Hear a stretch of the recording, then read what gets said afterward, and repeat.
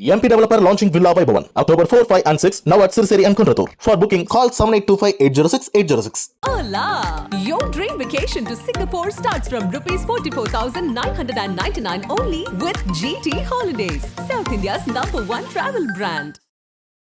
மாண்புமிகு அமைச்சராக இருக்கிற அண்ணன் செந்தில் பாலாஜி கள்ளமுல்லா உள்ளத்துக்கு சொந்தக்காரர், குறைபடாத கரத்துக்கு சொந்தக்காரர், தாய்ப்பாலை காட்டிலும் கலக்கம் இல்லாதவர், பனித்துளியை காட்டிலும் பரிசுத்தமானவர். இந்த உடுக்கையெல்லாம் அடிச்சுட்டு ஓட்டு கேட்பீங்க, இதெல்லாம் சித்தாந்தத்துக்கு எதிரான ஒரு பார்வை தானே, அப்படிதானே பார்ப்பாங்க. என் கட்சி ஆட்சிக்கு வரணும், எங்க முதலமைச்சர் நிரந்தரமா இருக்க வேண்டும், எங்கள் மாண்புமிகு இளைய சூரியன் உதயநிதி ஸ்டாலின் அடுத்த முதல்வராக நிரந்தரமா இருக்க வேண்டும். ஆக அதற்கு இந்த குடுகுடுப்பு பிரச்சாரம் மட்டுமல்ல, அகத்தேரி வேடம் மட்டுமல்ல, உச்சகட்டமாய் எப்படிப்பட்ட பிரச்சாரங்கள் இருக்கிறதோ அப்படிப்பட்ட பிரச்சாரங்களை மேற்கொள்வதற்கு நான் தயாராக இருக்கிறேன். இப்ப தியாகின்றாரு செந்தில் பாலாஜி, அது உண்மையா? கரூர்ல குளித்தலையில அன்றைய சூழ்நிலைக்கு அது சரி, சரிங்களா? ஆனால் அவர் இன்றைய இருங்க சார் இல்ல அப்படி ரைமிங்கா விட்டீங்க சார், இருங்க ஒரு நிமிஷம். அன்றை பேசியது அன்றைய சூழ்நிலைக்கு அது சரியானது. ஆனால் திமுகவில் இணைகிற பொழுது அவர் ஒப்புதல் வாக்கு மூலம் கொடுத்ததற்கு பிறகு என்ன ஒப்புதல்? எங்கள் மாண்புமிகு இளைய சூரியன் இன்னும் சொல்ல வேண்டும் என்று சொன்னால், இன்னும் அரை நூற்றாண்டு காலத்திற்கு மேலே தமிழ்நாட்டை முதலமைச்சர் என்ற இடத்தில் இருந்து வழிநடத்த போகிற அண்ணன் உதயநிதி ஸ்டாலின் அவர்களுக்கு அரை நூற்றாண்டு 50 வருஷமா? ஆமா, இன்னும் 50 வருஷம் திமுக. ஆமா சார், அதுல மாற்றம் கிடையாது, எழுதி வைத்துக் கொள்ளுங்கள். இந்த பதவின்றது உங்க கட்சியிலேயே சீனியர்கள் நிறைய பேர் இருக்கும்போது நாம் கொடுத்த உதயநிதிக்கு ஏன் டெபுட்டி சீஃப் மினிஸ்டர் கொடுத்திருக்காங்கன்னு கேக்குறாங்க நிறைய பேர். சார், அவருடைய திறமை என்ன? செந்தில் பாலாஜியும் திறமை, உதயநிதி ஸ்டாலினும் திறமை, துரைமுருகன், ஏவாவேலு, திரு கே என் நேரு அவர்களுக்கெல்லாம் திறமை இல்லையா? சாதிப்பதற்காக மட்டும் அவதாரம் எடுத்தவர் எங்கள் அண்ணன் மாண்புமிகு இளைய சூரியன் உதயநிதி ஸ்டாலின். இதை ஏற்றுக்கொள்ள முடியாததனால்தான் காவிகள் கதறுகிறார்கள், அடிமைகள் அலறுகிறார்கள், உதிரிகள் சிதறுகிறார்கள். அதற்கு நாங்கள் என்ன செய்ய முடியும்? அவர்களுக்கு எரிச்சல் வருகிறது என்பதற்காக திமுகவுக்காக கோஷம் போடுறதே பிறவி பலன். எனக்கு பிறவி பலன் சார். இது எனக்கு என் கட்சி வளர்ந்தால் எங்கள் தலைவர்கள் வளருவார்கள், எங்கள் தலைவர் வளர்ந்தால் நாடு முன்னேற்றம் அடையும். ஒரு நாடு முன்னேற்றம் அடைவதற்கு ஒரு கட்சி வாழ்க, ஒரு தலைவன் வாழ்க சொல்வதிலே என்ன தவறு இருக்கிறது? அதன் தமிழர்களுக்கு வணக்கம். பல்வேறு துறைகளில் ஆக சிறந்த ஆளுமைகளை சந்தித்து நாம் நேர்காணல் எடுத்து வருகிறோம். அந்த வகையில் நம்மோடு இணைந்திருக்கிறார் திராவிட முன்னேற்ற கழகத்தின் தலைமை கழக பேச்சாளர் திரு சேலம் கோவிந்தன் அவர்கள். அவரிடம் கேட்பதற்கு நிறைய இருக்கின்ற, வாருங்களிடமே கேட்போம். வணக்கம் திரு சேலம் கோவிந்தன். உங்களுக்கும் நேயர்களுக்கும் வணக்கம். எப்படி இருக்கீங்க? நல்லா இருக்கேன். உங்களை நான் நிறைய ஃபாலோ பண்ணியிருக்கேன். திமுகவில் உங்களுடைய பிரச்சார வியூகம், நீங்க மக்கள்கிட்ட போய் ஓட்டு கேட்குற விஷயமெல்லாம் கொஞ்சம் வித்தியாசமா இருக்கும். அது உங்க கொள்கைக்கு எதிராக இருக்கிற மாதிரி நான் ஃபீல் பண்ணியிருக்கேன். சில விஷயங்கள், இந்த உடுக்கையெல்லாம் அடிச்சுட்டு ஓட்டு கேட்பீங்க, இதெல்லாம் உங்க சித்தாந்தத்துக்கே எதிரான ஒரு பார்வை தானே, அப்படிதானே பார்ப்பாங்க. அதாவது நீங்கள் முதல்ல உங்களை ஃபாலோவர் பண்ணுறேன், நீங்கள் என் மகிழ்ச்சியாக இருக்குது, சந்தோஷமாக இருக்குன்னு சொன்னீங்க, அதுக்கு நன்றி சொல்லிக்கிறேன். அடுத்தது சித்தாந்தத்துக்கு எதிராக இருக்குன்னு சொன்னீங்க இல்லைங்களா? அந்த உடுக்கு அடிக்கிறதெல்லாம் இருங்க, அந்த உடுக்கு அடிக்கிறது குடுகுடுப்பு பிரச்சாரம், அதாவது குடுகுடுப்பு பிரச்சாரத்தை சொல்றீங்க. இப்போ அடுத்தது இப்போ அகத்தேர் வசமும் போட்டேன், சரிங்களா? இது சித்தாந்தத்திற்கு எதிரானது நீங்க சொல்றது. நான் தலைமையுடைய அனுமதியோட, முதலமைச்சருடைய அனுமதியோட, முன்னணி தலைவர்களுடைய அனுமதியோடு நான் போய் பிரச்சாரம் செய்திருந்தால் நீங்கள் கேட்பதற்கு அர்த்தம் இருக்கு. நான் சென்ற பிரச்சாரம் தலைவருக்கும் தெரியாது, முன்னணி தலைவர்களுக்கும் தெரியாது. நான் பிரச்சாரம் செய்த பிறகுதான் அவர்களுக்கு தெரியும். இருங்க சார் சொல்றேன். அதாவது பிரச்சாரம் என்பது பல்வேறு யுக்திகளை கையாளக்கூடியதுதான் பிரச்சாரம். இப்படி போன்ற பிரச்சாரங்கள், தெருமுனை கூட்டம், அதாவது தெருக்கூத்து, இது போன்ற பிரச்சாரங்களில் தான் ஒரு இயக்கம் வளர்கிற ஒரு வாய்ப்பு. இன்னும் சொல்ல வேண்டும் என்று சொன்னால், நீங்கள் சொன்னீங்க இல்லைங்களா சித்தாந்தத்துக்கு எதிராகன்ட்டு, ஆனால் இதே திராவிட முன்னேற்ற கழகத்துடைய எங்கள் தலைவராக இருக்கக்கூடிய 5 முறை முதலமைச்சராக இருந்த முத்தமிழஞ்ச தலைவர் கலைஞர் கூட பராசக்தியிலே ஒரு வசனம் இருக்கும், நீங்கள் பார்த்துருப்பீங்க, எல்லாம் பார்த்துருப்பாங்க. ஆனால் கோவிலில் குழப்பத்தை விளைவித்தேன், கோவில் கூடாது என்பதல்ல, கோவில் கொடியவர்களின் கூடாரமாய் மாறிவிடக்கூடாது என்பதற்காக நான் பூசாரியை தாக்கினேன், பக்தன் என்பதற்காக அல்ல, பக்தி பகல் வேஷமாய் மாறிவிடக்கூடாது என்பதற்காக அந்த வசனத்தை பேசியிருப்பார்.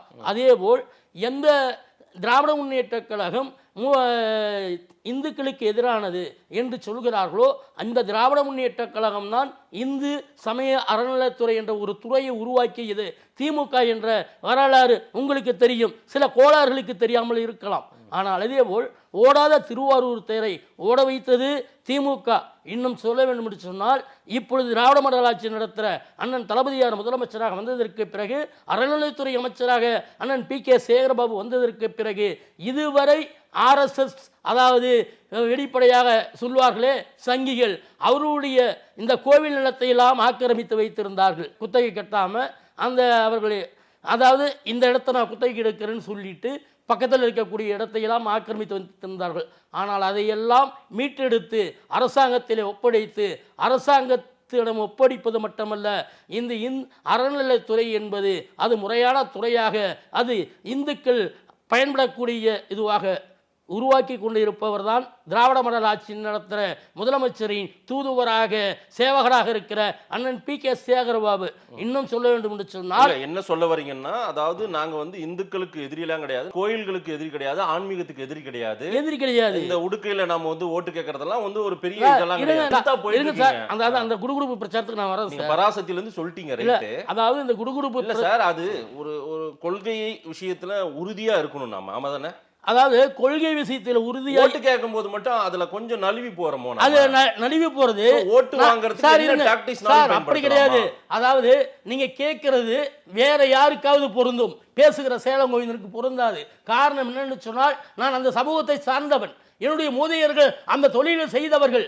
ஆனால் காலங்கள் மாறுகிற பொழுது அந்த தொழில் நான் செய்யவில்லை, என் இயக்கத்துக்கு பயன்படுத்துகிறேன், நான் ஓட்டு கேட்பதற்கு பயன்படுத்துகிறேன். ஆக என்னுடைய தொழிலை தான் நான் கையில் எடுத்திருக்கிறேன். அப்பா செஞ்ச தொழிலை அடுத்து மகனோ அடுத்த தலைமுறையோ செய்யக்கூடாதுன்றதுதான் திராவிட இயக்க கொள்கை. ஆமாதானே சார்? ஆமாதானே?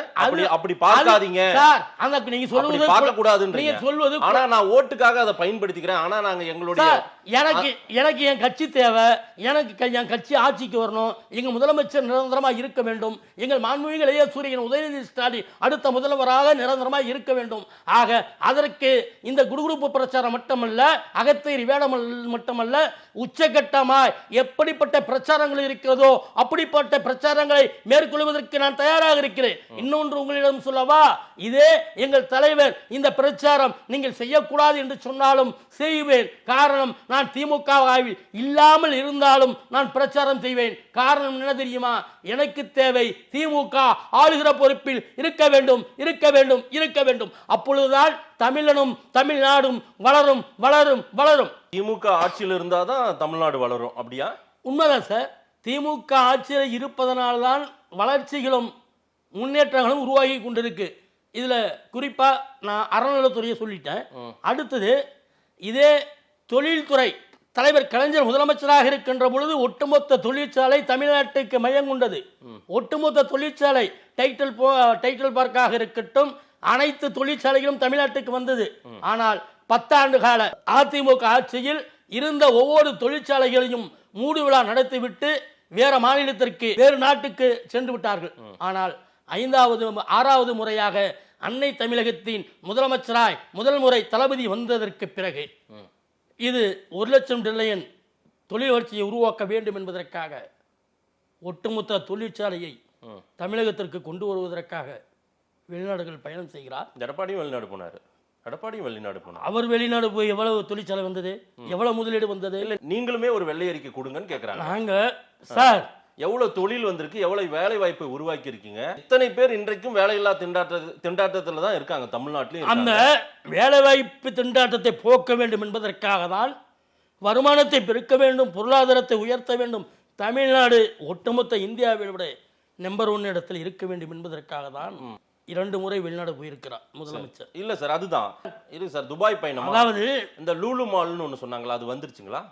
அண்ணன் தளபதியார் வெளிநாட்டுக்கு போன நோக்கம் ஒவ்வொன்றாக நிறைவேறி கொண்டே இருக்கிறது. இன்னொன்று நன்றாக தெரிந்து கொள்ளுங்கள். வெள்ளரிக்கை என்று சொன்னீர்கள். நான் கேட்கல, எதிர்க்கட்சி கேட்கறாங்க. எதிர்க்கட்சி கேட்கறாங்க சார். இன்னொரு செஞ்சீங்களா? நான் உங்களுக்கு நான் பதில் சொல்லுவேன், சரிங்களா? இருங்க சார் சொல்றேன், இருங்க. ஆனால் எதிர்க்கட்சி என்று நீங்க யார சொல்றீங்க? எடப்பாடி பழனிசாமி. அதாவது அறிவை அடகு வைத்து விட்டு ஆளுமையை குழி தோண்டி புதைத்துவிட்டு அரசியலுக்கு தகுதி இல்லாமல் பொது வாழ்வுக்கு தகுதி இல்லாத ஒரு மனிதருக்கு நான் ஏன் பதில் சொல்ல? ஏன் பொது வாழ்வுக்கு அவருக்கு தகுதி இல்லை? சார் ஒரு விஷயம் சொல்லுவேன், நீங்கள் ஒரு கேள்வி கேட்கும்போது அந்த கேள்விக்கு என்னால் பதில் சொல்ல தெரிஞ்சா பதில் சொல்லணும், இல்லையா எனக்கு தெரியாதுன்னு சொல்லிட்டு போவோம். சரி, போறீங்களா? இருங்க சார். அதாவது கல்லூரி மாணவர்களை வைத்துக் கொண்டு கல்லூரியில பேசுகிறார், அதுவும் யார்? ஒரு முதலமைச்சராக இருந்து கொண்டு பேசுகிறார். கம்பராமாயணத்தை எழுதியது சேக்கிழார் என்று சொல்கிறார். ஆக அங்கே இருக்கக்கூடிய மாணவர்கள் ஏதாவது ஒரு சில பேருக்கு கம்பராமாயணத்தை எழுதியது கம்பர் என்று தெரியாமல் இருந்திருக்குமே. ஆனால் சுதந்திர தினம், குடியரசு தினம் என்ன தேதின்னு மாற்றி மாற்றி சொன்னவர் தான் நம்ம முதலமைச்சர். இதை நீங்க எடப்பாடியை பதிவு செய்ததனால நான் உங்களுக்கு நினைவு கூறேன். இதெல்லாம் ஒரு பெரிய விஷயம் இல்ல சார். இதெல்லாம் வந்து இதெல்லாம் நீங்க ஹைலைட் பண்ண கூடாது சார். இது வந்து ஒரு தடுமாற்றம் எல்லா தலைவர்களுக்கும் இருக்கு சார். நீங்க எடப்பாடியை தடுமாற்றம் என்பது ஒரு முறை வரலாம், ஒவ்வொரு முறை வரக்கூடாது, சரிங்களா? அதுவும் ஒரு கட்சியின் தலைவர் என்று சொல்லக்கூடியவர், அது மாநிலத்தின் முதலமைச்சராக இருந்தவர். இன்னொன்னு சொல்லுங்களா, அது மட்டும் கிடையாது சார். நம்முடைய திராவிட மாடல் ஆட்சி நடத்துற அண்ணன் தளபதியார் இடத்தில் தடுமாற்றமும் இருக்காது, தடமாறவும் மாட்டார்.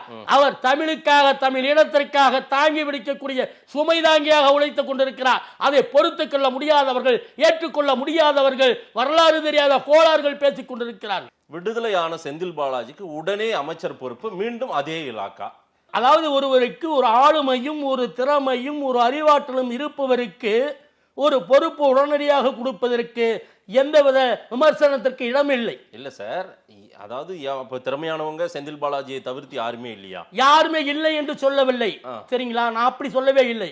ஆனால் இவருக்கு ஆளுமை, திறமை அனைத்தும் இருக்கிறது, அந்த துறையை சரியாக கையாளக்கூடிய வல்லமை இருக்கிறது.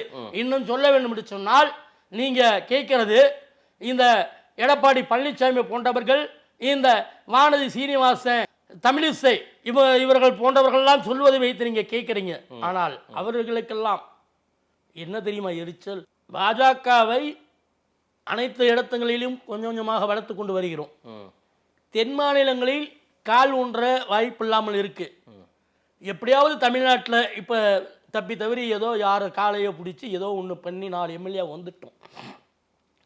இனி இதை அதிகப்படுத்த வேண்டும் என்று நாம் பாடுபடுகிறோம், உழைக்கிறோம்.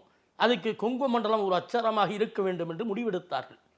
அந்த கொங்கு மண்டலம் அச்சரமாக இருக்க வேண்டும் என்று முடிவெடுத்து அதற்கு தடையாக திமுக தான் வெற்றி பெறும் என்ற ஒரு விடையை உருவாக்குவதற்காக அங்கே அண்ணன் செந்தில் பாலாஜி அங்கே களமாடிய காரணத்தினால் நடைபெற்று முடிஞ்ச உள்ளாட்சி மன்ற தேர்தலில் திராவிட முன்னேற்ற கழகத்தை தவிர வேற யாரும் வெற்றி பெற முடியாத ஒரு சூழ்நிலை உருவாகிவிட்ட காரணத்தினால் இவரை எப்படியாவது முடக்கி விட்டால், இவர் மீது எப்படியாவது உள்ளே சென்று விட்டால் திமுகவை அழித்து விடலாம் என்று முயற்சித்தார்கள். அங்கே அந்த கொங்கு மண்டலத்தை நாம் கைப்பற்றி விடலாம் என்று நினைத்தார்கள். இதுக்காக தான் செந்தில் பாலாஜி சிறையிலே 471 நாள் இருந்தாரா? பாஜகவுடைய சதி திட்டங்கள். சார் இன்னும் சொல்ல போனோம்னா இதோடைய மூல வழக்கு போக்குவரத்து துறை அமைச்சராக அதிமுகவில் இருந்தபோது கண்டக்டர் டிரைவர்கள் வேலைக்காக பணம் வாங்கினாருன்றது தான் இது வந்து ஒரு வழக்கே. ஸ்டார்டிங்கே அங்கதான் தொடங்குச்சு. ஓகே சரி, இத போட்டது யார் இந்த வழக்கு? சொல்லுங்க நீங்க சொல்லுங்க. நான் இது எதிர்பார்த்தேன். திமுக தான் போட்டது. ஓகே, திமுக போட்ட வழக்குல தான் செந்தில் பாலாஜி போனாரு. இருங்க, கொங்கு மண்டலத்தின் அங்கமாக, எங்களின் தங்கமாக, இன்று திமுகவின் சிங்கமாக உருவாகி இருக்கிற அண்ணன் செந்தில் பாலாஜி அவர்கள் அந்த போக்குவரத்து துறை அமைச்சராக இருக்கிற பொழுது ஊழல் செய்தார். திமுக வழக்கு போட்டது இல்லை என்று சொல்லவில்லை. ஆனால் அவர் திமுகவிலே இணைவதற்கு முன் முதலமைச்சராக இருக்கிற அண்ணன் தளபதியார் இடத்தில், முன்னணி தலைவர்களிடத்தில் அண்ணன் செந்தில் பாலாஜி ஒப்புதல் வாக்குமூலம் கொடுத்திருக்கிறார். என்ன ஒப்புதல் வாக்குமூலம்? இருங்க சார், நான் சொல்றதுக்கு முன்னாடி கேட்க கூடாது சார். நீங்க நான் சொன்னதுக்கு அப்புறம் அது ஆமாவா இல்லைன்னு கேளுங்க. வேண்டும் என்று சொன்னால் நாளை எங்கள் அண்ணன் செந்தில் பாலாஜி இடத்துல உங்களை அழைத்து செல்கிறேன். நான் சொல்வதை நீங்களே கேளுங்க, அவர்கிட்ட கேளுங்க. ஆனால் அவர் போக்குவரத்து துறை அமைச்சராக இருக்கிற பொழுது அந்த டிரைவருக்கு என்ற இடத்துல பணம் வாங்கி ஊழல் செய்ததற்கு செய்தது இவர் என்று பெயர் வருகிறது. ஆனால் செய்ய வைத்தது யார் தெரியுமா? அம்மையார், மறைந்து விட்ட ஜெயலலிதா, இப்போது இருக்கிற சசிகலா. ஆனால் இந்த உண்மையை அண்ணன் தளபதியார் உட்பட எல்லா இடத்திலையும் சொல்லிட்டார். செஞ்சவர்களும் குற்றவாளி தான், செய்ய தூண்டியவர்களும் குற்றவாளி தான். இப்ப யார் மாட்டிக்கினாங்கன்னா சார் ஒரே செஞ்சவர் தான் சார் மாட்டிக்கினாரு. இவரு ஒரு நிமிஷம் சார். இந்த ஆதரிஸ் நிர்வாக இயக்குனரா ஒரு இருக்கீங்கன்னு வச்சுங்க. தம்பி பேர் என்ன சார்? கிருஷ்ணா. இந்த தம்பி பேர் என்ன சார்? ஹரிஷ். இப்ப சதீஷா ஹரிஷ் நீங்க சொல்றதை கேட்பாங்களா இல்ல நீங்க சொல்றதை மீறி செய்வாங்க? சொல்றதுதான் அவங்க நீங்க செய்யணும். சொல்றதா? அப்ப முதலமைச்சராக இருக்கிற ஜெயலலிதா சொல்வதை அமைச்சராக இருக்கிற செந்தில் பாலாஜி கேட்க வேண்டுமா கேட்க கூடாதா? கேட்டதுனால தப்பு பண்ணிட்டார் செந்தில் பாலாஜி. என்ன சார்? ஜெயலலிதா ஆர்டர் போட்டதுனால தப்பு பண்ணிட்டாரு செந்தில் பாலாஜி. தவறு பண்ணல சார், நல்லா தெரிஞ்சுக்கங்க. தவறுதான் சார். சார் நான் சொல்ல குளித்தலையில நம்ம முதலமைச்சர் பேசியிருக்காரு, வீடியோ இருக்கு. என்ன சார்? குளித்தலையில ஆமா சார் பேசி ஊரில் சார். கரூரில் செந்தில் ஆமா பாலாஜி சார். ஒருத்தர் அப்ப இருக்கார். அதிமுக ஆட்சியில போக்குவரத்து துறை அமைச்சராக அவர் இருக்கிற பொழுது அங்கே போன பொழுது மாண்புமிகு இன்றைய முதலமைச்சர் அன்றைய எதிர்க்கட்சி தலைவர் அண்ணன் தளபதி பேசியது உண்மை, நான் இல்லை என்று மறுக்கவில்லை. அது உண்மையா? இப்ப தியாகின்றாரு, அது உண்மையா? என்ன சார்? இப்ப தியாகின்றாரு செந்தில் பாலாஜி, அது உண்மையா? கரூர்ல குளித்தலையில அன்றைய சூழ்நிலைக்கு அது சரி, சரிங்களா? ஆனால் அவர் இன்றைய இருங்க சார் இல்ல அப்படி ரைமிங்கா விட்டீங்க சார், இருங்க ஒரு நிமிஷம். அன்றை பேசியது அன்றைய சூழ்நிலைக்கு அது சரியானது. ஆனால் திமுகவில் இணைகிற பொழுது அவர் ஒப்புதல் வாக்கு மூலம் கொடுத்ததற்கு பிறகு அப்ப என்ன ஒப்புதல் வாக்கு மூலம்? ஆமா இதை இந்த ஊழல் செய்து சொல்லி நான் செஞ்சுட்டேங்க, அவங்க சொல்லாம இருந்தா நான் இதை செஞ்சிருக்க மாட்டேன். இதுக்கு எனக்கு சம்பந்தம் இல்ல. இது என்னுடைய அழுத்தத்தால் நான் இதை செய்ய வேண்டிய நிர்பந்தத்துக்கு ஆளாக்கப்பட்டேன். அம்மையார் ஜெயலலிதா அழுத்தம் கொடுத்துதான் அந்த தப்பையே. ஆமா உண்மைதான் சார். இல்ல கிடையாது சார், கிடையாது. சரி சார், அப்ப அந்த உண்மை தவிர வேற என்ன தவறு செய்திருக்கா சொல்லுங்க. இங்க திமுகவில் இங்க அமைச்சராக வந்ததற்கு பிறகு மின்சாரத்துறை அமைச்சராக இருக்கிற பொழுது என்ன செய்திருக்கிறார் சொல்லுங்க. ஏதாவது ஊழல் செய்திருக்கிறாரா? மதுக்கடையில மது பாட்டலுக்கு 10 ரூபாய் வாங்கினது அவர் தான் இலாக்கா அமைச்சர் அப்படின்னா குற்றச்சாட்டு அது யார் மேல? அப்ப 10 ஆண்டு கால அம்மையார் ஜெயலலிதா முதலமைச்சராக, எடப்பாடி பழனிசாமி முதலமைச்சராக, பன்னீர்செல்வம் முதலமைச்சராக இருக்கிற பொழுதெல்லாம் அங்கே டாஸ்மார்க் 10 ரூபாய் வாங்கவில்லையா? டாஸ்மார்க் கடை இல்லையா? நம்மளும் வாங்கணும் சார். வாங்குவது என்பது அங்கே பணியாற்றக்கூடிய வியாபாரிகள் செய்யக்கூடிய தவறுக்கு எங்க போகுது? அது வியாபாரிகள் செய்வது. அது வாங்குற காசு வியாபாரிகளே எடுத்துக்கிறாங்களா? வியாபாரிகளே எடுத்துக்கிறாங்க. நான் அந்த இடத்திற்கு நான் உள்ளே போகவில்லை. சார் அமைச்சர் யாரு? மினிஸ்டர் யாரு? அமைச்சராக மாண்புமிகு அமைச்சர் திரு செந்தில் பாலாஜி அவர்கள். சரி, அவர்தான் சரிப்படுத்திருக்கணும். அதை அவர் சரி செய்த காரணத்தினால்தான் ஒவ்வொன்றாக சரி செய்து உண்டு. எது இந்த 10 ரூபாய் வாங்குறதெல்லாம் அவர் தான் சரி பண்ணாரு. என்ன சார் சரி பண்ணாரு? வாங்க கூடாது என்று அறிவுரைகளை வழங்கி. ஆனா நடைமுறைக்கு வரலையே சார் அவர் சொல்லியும். ஒரு சில கடைகளில் நடைபெறுகிற தவறுக்கு ஒட்டுமொத்தமா ஒரு அமைச்சரை குறை சொல்ல முடியாது. செந்தில் பாலாஜி அப்ப தியாகி தான், தூய்மையானவர் தான், அவர் கரைப்படாத கைகளுக்கு சொந்தக்காரர் தானா? மாண்புமிகு அமைச்சராக இருக்கிற செந்தில் பாலாஜி கள்ளமுல்லா உள்ளத்துக்கு சொந்தக்காரர், கரைபடாத கரத்துக்கு சொந்தக்காரர், தாய்ப்பாலை காட்டிலும் கலக்கம் இல்லாதவர், பனித்துளியை காட்டிலும் பரிசுத்தமானவர். அவரை உழைப்பை உதாசனம் செய்வதற்காக, அவர் வளர்ச்சியை கெடுப்பதற்காக, திமுக முன்னேற்றத்தை தடுக்க வேண்டும் என்பதற்காக பாஜகவால் அமலாக்கத்துறையை விட்டு அவரை சிறையிலே அடைத்தார்கள். அதுக்கு போய் 471 நாளா? அதுக்கு காரணம் இருக்கு. அந்த 471 நாள் என்பது நல்லா தெரிஞ்சுங்க. அவர் 471 நாள் அவர் உள்ளே அவரை வைத்திருந்ததற்கு என்ன காரணம் சொல்லவா? சொல்லுங்க, வெளிப்படையாக சொல்லவா? இதுவரை வழக்கு கிடையாது. இதுவரை மாண்புமிகு அமைச்சர் செந்தில் பாலாஜி கூட சொல்லவில்லை. வெளிப்படையாக நான் சொல்லுகிறேன். இதோ உள்ளே அமலாக்கத்துறையால் பாஜகவின் அழுத்தத்தில் அவர் பாஜகவிலே சேர வேண்டும் என்று அழுத்தம் கொடுத்தார்கள். முடியாத சூழ்நிலை. சரி, இன்னும் ஒரு 100 நாள் எக்ஸ்டெண்ட் பண்ணுவோம். அச்சப்படுவார், பயந்து விடுவார், ஒடுங்கி விடுவார். எதுக்கு இவரை பிஜேபியில சேர்க்க பார்க்கறாங்க? இவரை பிஜேபியில சேர்த்து விட்டால் கொங்கு மண்டலத்தை நாம் கைப்பற்றி விடலாம் என்ற பகல் கனவு கண்டு கொண்டிருக்கிறார்கள். அதுக்கு தான் அண்ணாமலை இருக்காரு. கொங்கு மண்டலத்துக்காரர் தான் அண்ணாமலை இருக்காருல. ஏதோ வார்டுல ஜெயிச்சாரா? வார்டு மெம்பரா வந்தாரா சார்? 4 லட்சம் ஓட்டு வாங்கியிருக்காரு. கோயம்புத்தூர்ல 4 லட்சம் ஓட்டு. 4 லட்சம் ஓட்டா ஜெயிச்சிருக்காரா சார்? ஜெயிக்கல. ஜெயிச்சாரா? எம்எல்ஏவில் ஜெயிச்சாரா? அரவக்குச்சியில் என்ன ஜெயிச்சாரா? இல்ல சார். கோயம்புத்தூர்ல என்ன ஜெயிச்சாரா? இல்ல நீங்க என்ன சொல்ல வரீங்க? அப்ப பிஜேபிக்கு செந்தில் பாலாஜி போயிட்டா பிஜேபி ஜெயிச்சிருமா? பிஜேபி அதாவது அவர்கள் அந்த கனவு கண்டு கொண்டிருக்கிறார்கள். நன்றாக தெரிந்து கொள்ளுங்கள். அதாவது ஒரு ஆளுமை உள்ளவரை, ஒரு வல்லமை உள்ளவரை எப்படியாவது அதாவது அவர் ஹைஜாக் பண்ணிடணும். அதுதான் அவர்களுடைய எண்ணங்கள். ஆக அவரை கைது செய்த அடுத்த ஒரு வாரத்திலேயே இந்த அழுத்தம் தான் கொடுத்தார்கள். சார் இது பிஜேபி பண்ணது நீங்க சொல்றீங்க. எடப்பாடி ராமதாஸ் ஐயா சொல்றாரு அவரை நீங்க தியாகின்றீங்க, அப்ப பணம் கொடுத்தவங்க எல்லாம் துரோகிகளா அப்படின்னு கேக்குறாரு ஐயா ராமதாஸ் அவர்கள். அவ பணம் கொடுத்தவர்களை அதான் சொல்றாங்களே, பணம் வாங்கி இது இவர் இல்ல அம்மையார் ஜெயலலிதா. எப்படி அம்மையார் ஜெயலலிதா தான் வரிசையில் நிக்க வச்சு காசு வாங்கினாங்களா? எப்படி என்ன சார் வரிசையில் நிக்க வச்சு அவங்க தான் காசு? சரி, வரிசையா நிக்க வச்சு இவர் கையில காசு வாங்கினது ஏதாவது ஆதாரத்தை காட்ட முடியுமா? இவர் சொல்றீங்களா சார், நீங்க கேக்குறீங்களா ஜெயலலிதா வரிசையில நின்று கேட்டாங்களான்ட்டு? அதே வரிசையில நிக்க வச்சு சரி மாண்புமிகு அமைச்சர் செந்தில் பாலாஜி வாங்கன்ட்டு வாங்கினாரா? இலாக்கா அமைச்சர் அவர்தானே சார்? அவர்தானே போக்குவரத்து துறை அமைச்சர் சார். அன்னைக்கு முதலமைச்சர் யார் சார்? நீங்க அதாவது ஜெயலலிதா வாங்குறீங்களான்னு கேட்கும்போது இந்த ஆட்சியில் எந்த அமைச்சர்கள் தவறு செய்தாலும் சிஎம் தான் பொறுப்பு அப்படியா? இந்த ஆட்சியில் எந்த அமைச்சர் தப்பு செஞ்சாலும் சிஎம் தான் பொறுப்புன்றீங்க அப்படியா? அதாவது தவறு நடப்பதற்கு வாய்ப்பு கிடையாது. தவறு நடக்கணும்னு நினைக்காதீங்க. தவறு நடப்பதற்கு வாய்ப்பு இல்லை.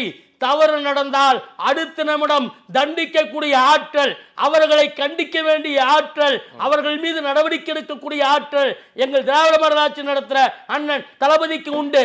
அண்ணன் தளபதியை பொறுத்தவரை மக்களுக்கு சேவையாற்ற வேண்டும்.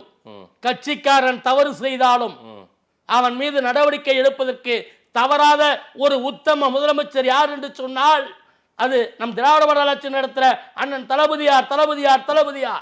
இந்த மாதிரி வழக்கு இருக்குல்ல அவருக்கு, இந்த மாதிரி சிக்கலை ஃபேஸ் பண்ணிட்டு இருக்காரு, இப்பதான் வந்திருக்காரு. அவருக்கு கொஞ்சம் ஓய்வு கொடுக்கறது வேற ஒரு போர்ட்போலியோ கொடுக்கலாமே, வேற ஏதாவது ஒரு துறை கொடுக்கலாமா? மறுபடியும் நீங்க சரி நான் ஏன் என்ன கேக்குறேன், அவருக்கு மின்சாரத்துறையும் இந்த துறை கொடுத்ததனால் நான் திமுகவில் இருப்பவர்களே அதை பற்றி நாங்கள் ஆதங்கப்படவில்லை.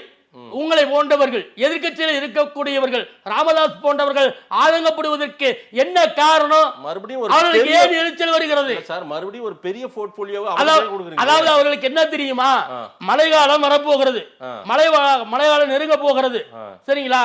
ஆக இந்த மழைக்காலத்தில் மின்சாரத்துறை வேகமாக செயல்பட வேண்டும். எங்கேயும் மின்சார தடைபாடு இருக்கக்கூடாது. எந்தவித தட்டுப்பாடு இல்லாமல் மின்சாரத்தை விநியோகம் செய்ய வேண்டும். யாருக்கு எந்தவித பாதிப்பு இருக்கக்கூடாது. ஆக அதற்கான ஆளுமையான ஒரு அமைச்சரை, வல்லமையான ஒரு அமைச்சரை நியமித்தது ஏற்றுக்கொள்ள முடியவில்லை. இன்னைக்கு ராமதாஸ் சார் இருங்க ஒரு நிமிஷம் சார் இருங்க சார் ஒரு நிமிஷம் இருங்க சார் இருங்க சார் ஒரு நிமிஷம் சொல்றதை கேளுங்க. அதாவது ராமதாஸ் போன்றவர்களுக்கு, எடப்பாடி பழனிசாமி போன்றவர்களுக்கு, வானதி சீனிவாசன், தமிழிசை போன்றவர்களுக்கு என்ன எரிச்சல் ஏன் தெரியுமா? இதோ இந்த மழை காலத்தில் மின்சாரம் தடைபட்டு விட்டால், மக்கள் பாதித்து விட்டால், இதோ திராவிட மாடல் ஆட்சி, திமுக ஆட்சி, பாரு மின்சாரம் இல்ல, கரண்ட் இல்ல, எங்கேயோ அப்படின்ட்டு கூப்பாடு போடலாம்னு நினைச்சோம். இவங்க திமுக மேல ஒரு கரையை சுமத்தலாம் நினைச்சோம். ஆனால் இதற்கெல்லாம் வழி இல்லாமல் முதலமைச்சராக இருக்கிற தளபதி மு.க. ஸ்டாலின் ஒரு ஆளுமையுள்ளவரை இந்த துறைக்கு போட்டு நம்மை எந்தவித குறை சொல்ல முடியாத இடத்திற்கு தள்ளிவிட்டாரே, ஆதங்கம் தாங்க முடியாம புலம்பிக்கிட்டு இருக்காங்க சார். செந்தில் பாலாஜியை தவிர வேற ஆளுமை உள்ளவர்களே திமுகவில் இல்லன்றீங்க. ஆளுமை இல்ல, ஆளுமை அளவுக்கு வேற யாருமே இல்லன்றீங்க. ஆளுமை இல்லாதவர்கள் யாரும் இல்லை என்று சொல்லவில்லை, நல்லா தெரிஞ்சுங்க சார். செந்தில் பாலாஜி தான் இதெல்லாம் சரி பண்ணுவாரு, வேற யாரும் சரி பண்ண முடியாது அப்படியா? என்ன சார் இதெல்லாம் திறமையா சரி பண்ணுவாங்க சார். நான் என்ன கேக்குறேன், ஒவ்வொருவருடைய திறமைக்கு ஏற்ற அவர்களுக்கானதை கொடுத்து கொண்டிருக்கிறார், நல்லா தெரிஞ்சுங்க. ஓகேங்களா? இது நீங்க அடுத்து என்ன கேட்க போறீங்கன்னு தெரியும், அதை நானே சொல்றேன், சரிங்களா? இந்த மின்சாரத்துறையை அதிகப்படியான துறையாக வைத்திருந்தது யார்? எங்கள் அண்ணன் தங்கம் தென்னரசு, நிதித்துறை அமைச்சர். ஒட்டுமொத்த துறைக்கும் அவர் நிதி ஒதுக்கக்கூடிய அமைச்சர், ஓகேங்களா? அந்த இடத்தில் அவரிடத்தில் அதிகப்படியாக மின்சாரத்துறை இருக்கிற பொழுது அவருக்கு பணி சுமை அதிகமாக இருக்குமா, குறைவாக இருக்குமா? சரி. ஆக அதை சரி செய்ய வேண்டும், சரிங்களா? ஆக அந்த மின்சாரத்துறையை அண்ணன் செந்தில் பாலாஜி எடுத்து, அதே போல் வீட்டு வசதித்துறை அமைச்சராக இருக்கிற எங்கள் மாண்புமிகு அண்ணன் முத்துச்சாமி இடத்துல கூடுதலாக இருந்த இந்த மதுவிலக்கு ஆயத்தீவுத்துறையை அண்ணன் செந்தில் பாலாஜி இடத்துல கொடுத்திருக்கிறார்கள். அதேதான் ஒரு சிறைக்கு முன்னாடி என்ன வச்சிட்டு இருந்தாரோ அதையே மறுபடியும் கொடுத்தாச்சு அவருக்கு. மறுபடியும் அதே சேம் போர்ட்போலியோ சேம் இல்ல சார். அவருக்கு அதுக்கான ஆளுமையும் அதுக்கான திறமையும் அந்த துறையை சரியாக நிர்வாகம் செய்யற காரணத்தினால் அதை கொடுத்ததனால் ஏற்றுக்கொள்ள முடியாமல் தவிக்கிறாங்க. வேற ஒண்ணும் கிடையாது. திமுகவுல இன்னைக்கு ஆளுமையான தலைவர் செந்தில் பாலாஜி தான். திமுகவுல ஆளுமையான தலைவர் செந்தில் பாலாஜி. அந்த துறைக்கு ஆளுமையானவர் ஆனதுங்களா.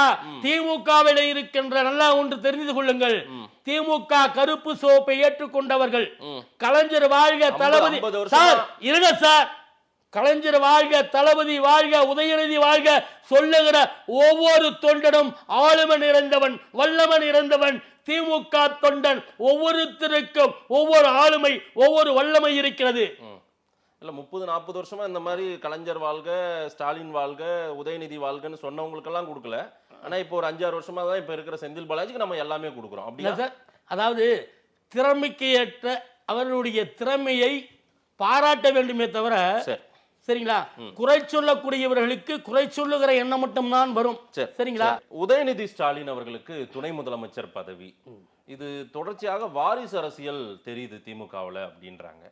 அது என்ன, அந்த குடும்பத்தில் இருப்பவர்கள் மட்டும்தான் வரணுமா, வேற யாரும் வரக்கூடாதா நாட்டுல அப்படின்னு கேக்குறாங்களே. அத்தனை எதிர்க்கட்சியும் கேக்குறாங்க. அதாவது நல்லா தெரிஞ்சுங்க, எங்கள் மாண்புமிகு இளைய சூரியன் இன்னும் சொல்ல வேண்டும் என்று சொன்னால் இன்னும் அரை நூற்றாண்டு காலத்திற்கு மேலே தமிழ்நாட்டை முதலமைச்சர் என்ற இடத்தில் இருந்து வழிநடத்த போகிற அண்ணன் உதயநிதி ஸ்டாலின் அவர்களுக்கு அரை நூற்றாண்டு 50 வருஷமா? ஆமா, இன்னும் 50 வருஷம் திமுக. ஆமா சார், அதுல மாற்றம் கிடையாது.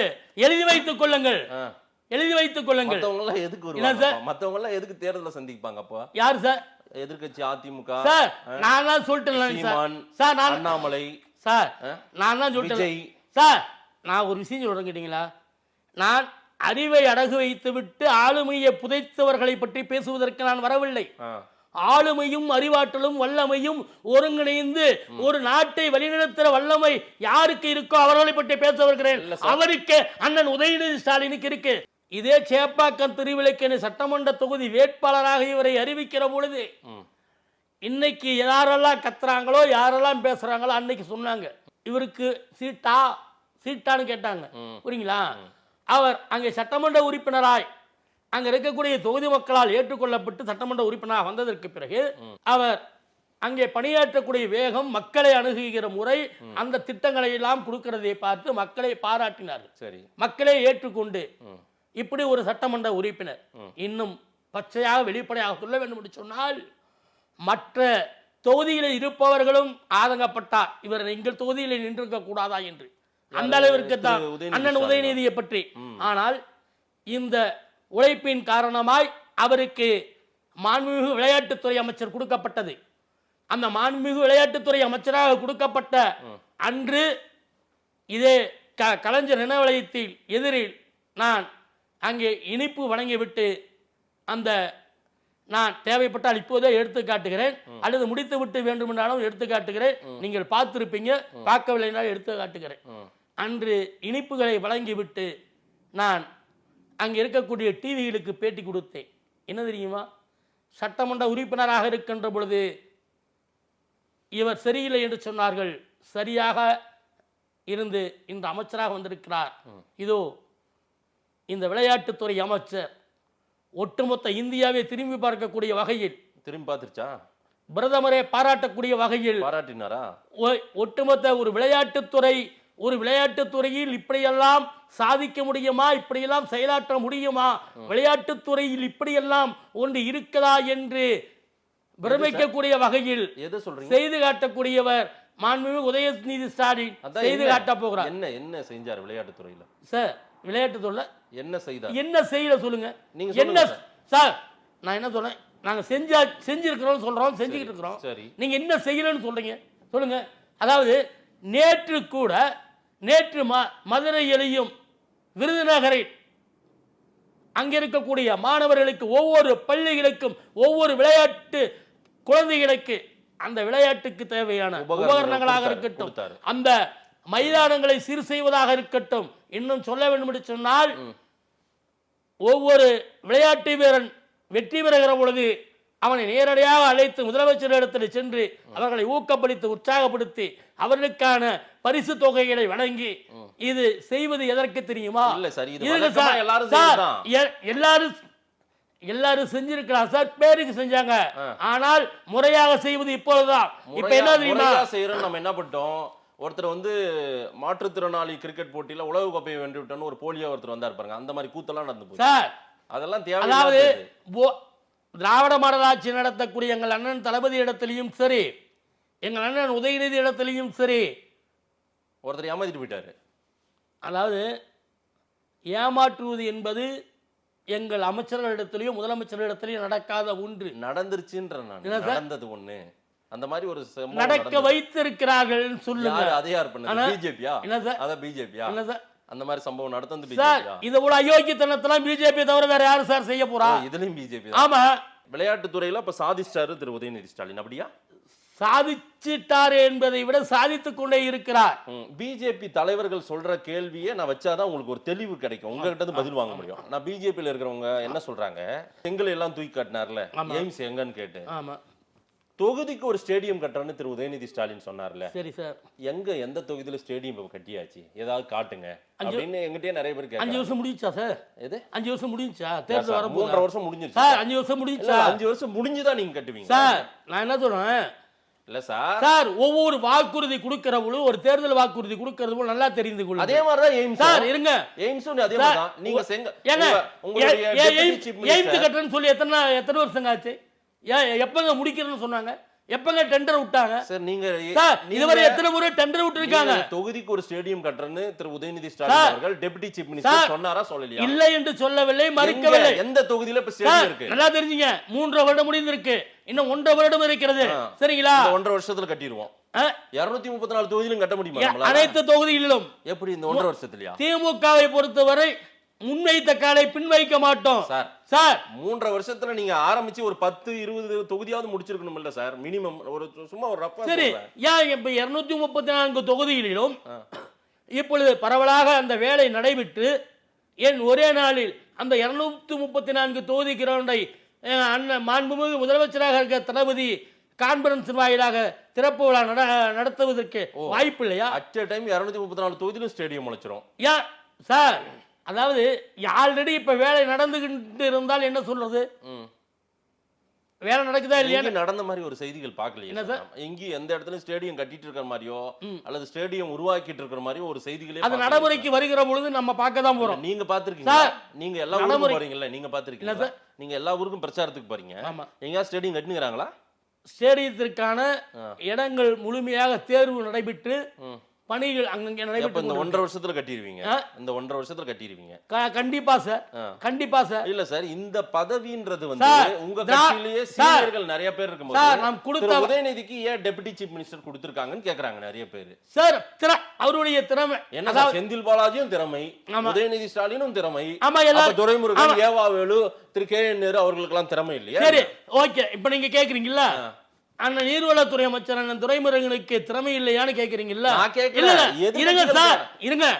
மூத்த அமைச்சர்னு சொல்றீங்கல்ல, கேபி முனுசாமி கேட்டாரு. கேபி முனுசாமி சார், குப்பைகள் எல்லாம் விடுங்க சார். என்ன சார், குப்பைகளை பத்தி பேசாதீங்க. என்னங்க இது? சார், மக்களால் தேர்ந்தெடுத்தாங்க தானே அவங்க. நான் என்ன சொல்றேன், நான் வந்து இது தகுதியானவர்களை பற்றி கேளுங்கள், பதில் சொல்கிறேன்.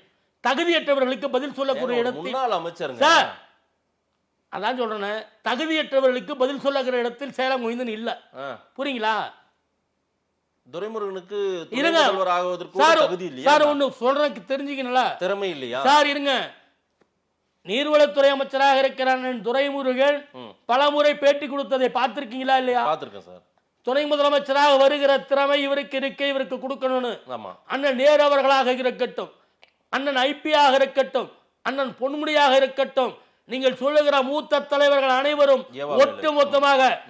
ஒட்டுமொத்தமாக ஒரே குரலில் இவர் துணை முதலமைச்சராக வர வேண்டும், வர வேண்டும், வர வேண்டும், இன்னும் சொல்ல வேண்டும் என்று சொன்னால். ஆனா ஒரு வருத்தம் இருக்கலாம் உங்களுக்கு சார். வருத்தம் இருந்தா எதற்காக அவரோடு அந்நியோன்யமாக அவரோடு எப்படி சிரித்துக் கொண்டு எப்படி செயலாற்ற முடியும்? இல்ல சிரிக்கிறாங்க, ஆனா அந்த அளவுக்கு அது உடன்பட்டு தான் பண்றாங்க. அதான் உடன்பட்டு இருக்காங்கன்றது கூட இருக்கிற எங்களுக்கு தெரியும். நாங்க உடனிருந்து பாக்குற எங்களுக்கு தெரியும். உங்களுக்கெல்லாம் தெரிய வேணான்றீங்க. உங்களுக்கெல்லாம் தெரிய வேணான்றீங்க. உங்களுக்கெல்லாம் தெரிய வேணாம். ரூம்ல உட்கார்ந்து அரசியல் பண்றவங்களுக்கு என்ன சார் தெரியும்? இல்ல மக்கள் கூட கேக்குறாங்கல்ல, மக்கள் பேசுறாங்களே. எந்த மக்கள் பேசுறாங்க? மாண்புமிகு உதயநிதி ஸ்டாலினுக்கு துணை முதலமைச்சரை கொடுத்தது ஒட்டுமொத்த இந்தியாவில் இருக்கக்கூடிய தலைவர்களும் பாராட்டுகிறார்கள், தமிழ்நாட்டு மக்கள் பாராட்டுகிறார்கள். சரிங்களா? இதோ அண்ணன் உதயநிதி ஸ்டாலின் ஒரே வரியில் ஒரு பதில் சொல்லி இருக்கிறார். என்ன தெரியுமா? இந்த எதிர்க்கட்சி விமர்சனங்களுக்கெல்லாம் என்னுடைய செயலில் நான் பதில் தருவேன். இதுதான் கலைஞரின் பேரப்பிள்ளை, எங்கள் அண்ணன் தளபதியின் வீரப்பிள்ளை, நாட்டு மக்களின் செல்லப்பிள்ளை. இதோ நீங்களும் பார்க்க போறீங்க, நீங்களும் கேட்க போறீங்க. இவர் துணை முதலமைச்சராக வந்து ஒரு முதலமைச்சருக்கு உண்டான பணிகளை முழுமையாக செய்து கொண்டிருக்கிறார். சோ சாதிப்பார், அவரும் சாதிப்பாருன்றீங்க. அவரும் சாதிச்சிருவாரு அப்படின்றீங்க. சாதிப்பதற்காக மட்டும் அவதாரம் எடுத்தவர் எங்கள் அண்ணன் மாண்புமிகு இளையசூரியின் உதயநிதி ஸ்டாலின். இதை ஏற்றுக்கொள்ள முடியாததனால்தான் காவிகள் கதறுகிறார்கள், அடிமைகள் அலறுகிறார்கள், உதிரிகள் சிதறுகிறார்கள். அதற்கு நாங்கள் என்ன செய்ய முடியும்? அவர்களுக்கு எரிச்சல் வருகிறது என்பதற்காக. சரிங்களா? சாப்பாடு இருக்கிறவர்கள் தான் சாப்பிட முடியும். ஐயோ சாப்பாடு இல்லையேன்னு ஆதங்கப்பட்டா என்ன செய்யறது? அதாவது சாப்பிடுவதற்கான உழைக்க வேண்டும், சாப்பிடுவதற்காக அதற்கான சமையல் செய்யலாம். சரிங்களா? ஆக நான் வேலைக்கும் போக மாட்டேன், சம்பாதிக்கவும் மாட்டேன், சோறாக ஆக்க மாட்டேன். நான் உட்கார்ந்த இடத்துல எனக்கு எல்லாம் வேணும்னு சொன்னால் அவனை என்ன சொல்கிறது? ஆக அந்த சோம்பேறி உட்கார்ந்துருக்கான் பார்த்தியா, அந்த சோம்பேறிகளுக்கும் எங்கள் உதயநிதி ஸ்டாலின் அவர்களை குறை சொல்வதற்கும் வித்தியாசமே இல்லை. திமுக வந்த பிறகு தமிழ்நாட்டுக்கு விடியல் இல்லை, திமுக குடும்பம், அந்த குறிப்பிட்ட குடும்பத்துக்கு மட்டும்தான் அது விடியலா மாறி இருக்குன்னு அண்ணாமலை படிக்க போனவர் ஒரு ட்வீட் போட்டிருக்காரு. பாத்தீங்களா? ஐயோ சார், அதான் காமெடி பண்றதுக்கு ஒரு அளவு இருக்கு. அண்ணாமலை சொல்லியிருக்காரு சார். அறவைக்கானுங்களை பத்தி எல்லாம் அண்ணாமலை எல்லாம் தமிழ்நாட்டுக்கு விடியலா? திமுக ஆட்சியில தமிழ்நாட்டுக்கு விடியலா? சார் ஒரு குடும்பத்துக்கு தான் விடியல். இல்ல இல்ல, ஒவ்வொரு நாளும் ஒவ்வொரு திட்டங்களும் ஒவ்வொரு சாதனைகளும் அடுக்கடுக்கா வந்துகிட்டே இருக்கு. இன்னும் சொல்லணும்னா இன்னைக்கு தினசரி தாள்களை எடுத்து பாருங்கள், தொழில்துறையில் முதலிடத்தில் இருக்கு.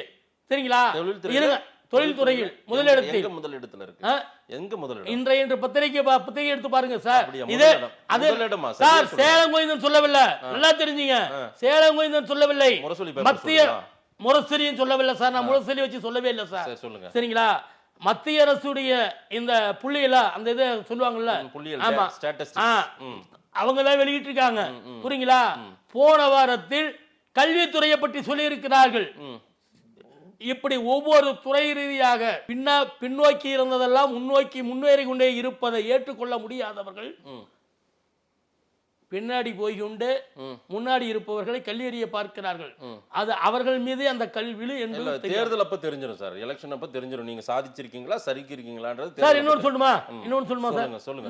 26 இல்ல நான் உங்ககிட்ட இந்த இதை சொல்றதுனால இது எல்லா நேயருக்கு நிறைய போய் சேரும். சொல்லுங்க, எழுதிங்க. 2026ஆம் ஆண்டு நடைபெறுகிற தேர்தலில் தமிழ்நாட்டின் முதலமைச்சர் எங்கள் மாண்புமிகு தளபதியார்.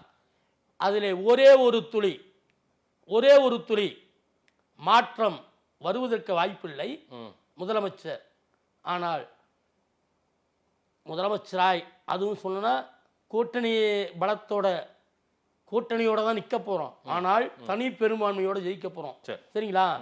முதலமைச்சராக நாங்கள் வருவதற்கு தனி பெரும்பான்மைக்கு ஒரு சீட்டு குறைவாக இருந்தாலும் நன்றாக தெரிந்து கொள்ளுங்கள், நாங்கள் தனி பெரும்பான்மையாக வெற்றி பெறுவதற்கு ஒரு இடம் குறைவாக இருந்தாலும் பேசுகிற சேலம் கோவிந்தன் முச்சந்திலே நின்று தற்கொலை செய்து கொள்வதற்கு தயார். இல்ல இருங்க சார், ஒரு நிமிஷம் இருங்க சார். எனக்கு நம்பிக்கையும் இருக்கு, எனக்கு அதுக்கான இதுவும் இருக்கு. நான் மக்கள் மனநலத்தை அறிந்தவன். நான் அறையில உட்கார்ந்து அரசியல் செய்யவில்லை, நான் வீதிக்கு வரக்கூடியவன். சரி. ஆக நான் இப்ப இதை எதுக்கு தெரியுமா மக்கள் எல்லாம் சொல்றேன்? சந்தோஷமா சார், இது இருக்காங்க. எதுக்கு தெரியுமா சொல்றேன்? இருங்க, மெஜாரிட்டிக்கு ஒரு இடம் வரல முதலமைச்சர், ஆனா மெஜாரிட்டியோட வராரு. மெஜாரிட்டிக்கு ஒரு சீட்டு கம்மியா இருந்தாலும் தற்கொலை செய்துக்கணும்னு சொல்றேன்ல. இத பாக்குறாங்கல்ல, எப்படி எல்லாம் கமாண்ட் போட போறாங்க, ஆமா. எப்படி போடுவாங்கன்னு எனக்கு தெரியும். சரி. ஆனால் அவர்களுக்கு ஒன்று சொல்லவா, யாராவது ஒருத்தர் அந்த சவாலுக்கு வரட்டும். என்ன தெரியுமா, நான் தற்கொலை செய்து கொள்ளணும்னு சொல்ற, நீ சொல்வது நடந்து விட்டால் திமுக வாழ்க, தளபதி வாழ்க, உதயநிதி வாழ்க, கோஷம் போடுவதற்கு நாங்கள் வருவதற்கு தயார், அந்த கமாண்ட்ல சொல்லட்டும் போதும். ஓ, கோஷம் போட தான் அவங்களை கூப்பிடுறீங்க? நீங்களும் கோஷம் தான் போடுவீங்க, அவங்களும் கோஷம் போட தான் வரணும். என்ன சார்? எப்படி சார் நீங்களாம் கோஷமே போட்டுட்டு இருக்கணுமா? எப்படி காலமும் கோஷம் போடுறது தான் உங்களுக்கு சாதனையா? கோஷம் போடுவது என்பது எங்களுடைய பிறவி பலன். திமுகவுக்காக கோஷம் போடுறதே பிறவி பலன். எனக்கு பிறவி பலன் சார். இது எனக்கு என் கட்சி வளர்றதுக்காக என் தலைவர்கள் என் கட்சி வளர்ந்தால் எங்கள் தலைவர்கள் வருவார்கள். எங்கள் தலைவர் வளர்ந்தால் நாடு முன்னேற்றம் அடையும். சரி. ஒரு நாடு முன்னேற்றம் அடைவதற்கு ஒரு கட்சி வாழ்க, ஒரு தலைவன் வாழ்க சொல்வதிலே என்ன தவறு இருக்கிறது? மக்கள் நீங்க சொல்றதெல்லாம் உண்மையான்றதை அவங்களே சொல்லுவாங்க, பார்ப்போம். கண்டிப்பா. நேரில் வந்து நேரம் கொடுத்து பேசியமைக்கு நன்றி திரு சேலம் கோவிந்தன். நன்றி.